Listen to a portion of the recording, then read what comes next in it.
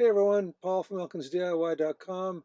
Today's video actually comes to you from Bob Stewart.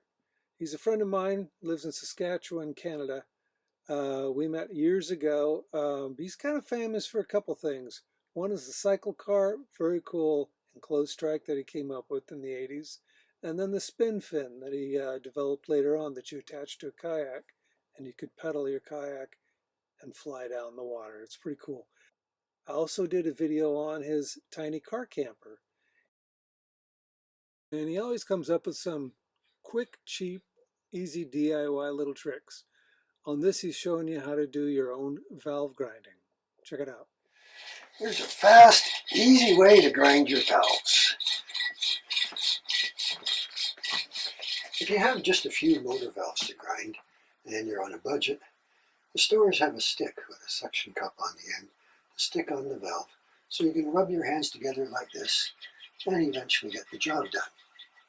Now, I'm always trying to save money, so I just got a short dowel, any handy disc or washer about the size of the valve, and some high-density foam from an old mouse pad for compliance, and hot glued them all together and onto the valve.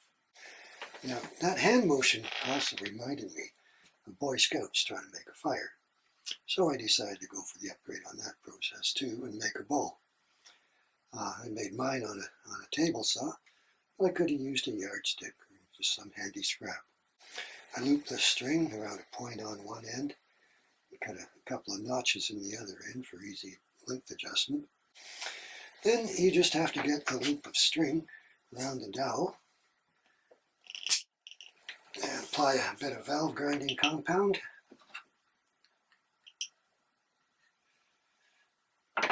And put it in the valve guide. Then you put a little handle on top. I'm just using a finishing nail for a bearing, but there's lots of options.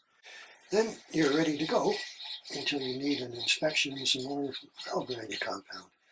You get a lot more pressure and speed, making up for the time it takes to make the bow on the first valve you do.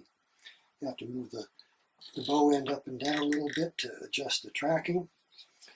And the only real caution is you got to keep that bow string pretty much all the way around the dowel, or it's just going to snap back and it'll throw your valve right across the room.